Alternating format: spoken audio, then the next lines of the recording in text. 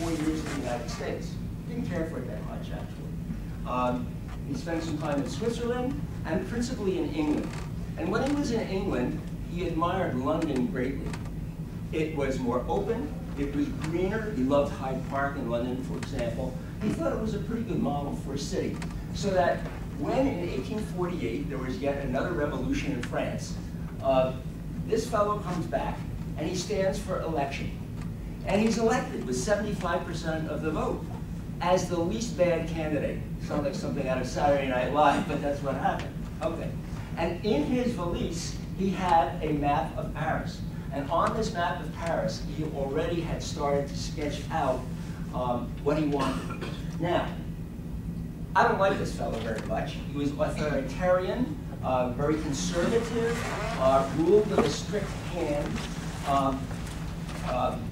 roughshod over the political opposition, and several years later, this freely elected president of the French Second Republic pulled off a coup d'etat when he couldn't run again. So he decided he would just overthrow everything, and he became then, he set up another empire in emulation of his famous uncle, Napoleon Bonaparte, who established the first empire in France. Now we are in the Second Empire, which lasted from the coup d'etat of 1851 until the Franco-Prussian War of 1870, at which point the Prussians captured this chief of state. Now he called himself emperor, by the way, and he called himself Napoleon III. I don't have time to go into what happened to Napoleon II, but he wasn't in line. Okay, in fact, he wasn't alive. So we have this period where France is being ruled by an autocrat, but it's also going through the Industrial Revolution, which happened later in France than in England. So capital begins to flow. What's kind of interesting is that there's some parallels to our history here, and when we start to talk about infrastructure, as you know, this administration that was just recently elected is not only about reviving the economy, but doing it by upgrading infrastructure. So there's some interesting parallels here. Capital begins to flow, and he wanted then to bring back the glory of the empire. One of the things that you notice in this painting is that it's very dramatic. It's almost bombastic, right? It's overstated. One of the paradoxes of the period is that it's very repressive, it's very authoritarian, but it is full of pomp and circumstance. It's full of show. Paris at this time was almost like a comic opera.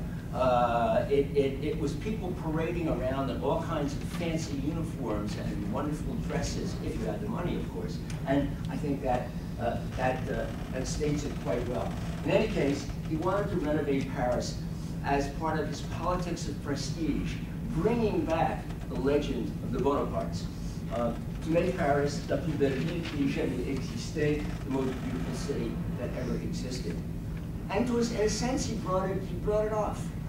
The Russian Tsar, Alexander II, and Queen Victoria visited Paris during one of the great expositions in the 1850s, and they were knocked off. They were bowled over, and this was after just a few years of work. Okay, so he needed somebody to bring it off, and this is the guy.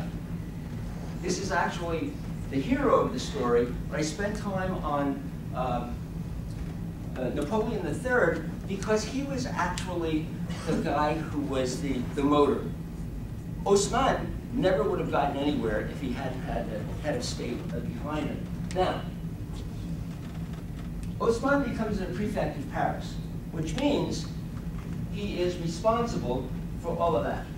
How'd you like to have that as a job description? Now, he obviously had a large staff, but his ultimate responsibility was everything in the city except policing. There was a separate prefect for that. Now there's just one. What was he like? Well, historians and biographies that you can read have called him all of this. Yes, a great administrator. Yes, somebody who used statistics to his advantage. Yeah, somebody who was not particularly emotional, very, very rational. But he had lots of obstacles to overcome. There was a political opposition that hated Napoleon III. Since Haussmann was Napoleon III's guy, he had to really put it down. And consequently, he's been described as ambitious, authoritarian, intimidating, overbearing, arrogant, and a bully. And then you get to this business down here, scrupulously honest. You know, maybe that's an unfortunate French characteristic, because when I read that description, you know what I think about? Robespierre, the guy who is responsible for the guillotine during the revolution. But I'll let you make up your mind about that. In any case, there were gazillions of francs that were at stake in renovating this great city. And he died almost a poor man. There are a lot of people who made vast fortunes in this enterprise, but he didn't. So he was a person who was driven, but I think actually basically honest. Well, just very briefly, I don't want to spend too much time on this. How did he get where he got? As probably the second most important man in France for 17 years. He came up through the prefectural corps. One of the things you want to understand about France is that it's a highly centralized country, and if you think of these departments, you can't really think about them like states in the United States. Federalism is very, very limited in France, hardly exists at all. The prefect is somebody who is sent to the provinces and who represents the central government in Paris, and represents the central government in terms of monies that are distributed. At the time, he was also then responsible for policing, for political operations in the department, and for the infrastructure of the department. Haussmann's maternal grandfather was a soldier who actually fought in the American Revolution and was present at the Battle of Yorktown. His paternal grandfather was a quartermaster in Napoleon's Grand Army. So he comes out of a military background. But he's also an Alsatian near Germany and a Protestant. And during the time when he was coming up in the 1830s, there was a Catholic revival in France, and Protestants were not particularly welcome in the army, but they could go into the prefectural corps. And so he gets sent all over France. Where you see the little moons, it means it's kind of a sleepy place, and he was a sub-prefect. Where you see larger signs, they're more important département, and he was a full prefect. Now, he really loved this region. That's why I put a heart there. He was the prefect of the Gironde, and he really would have liked to have stayed there. His wife was from the region. He bought an estate there. He got friendly with all the great wine merchants. He had one of the best wine cellars in France.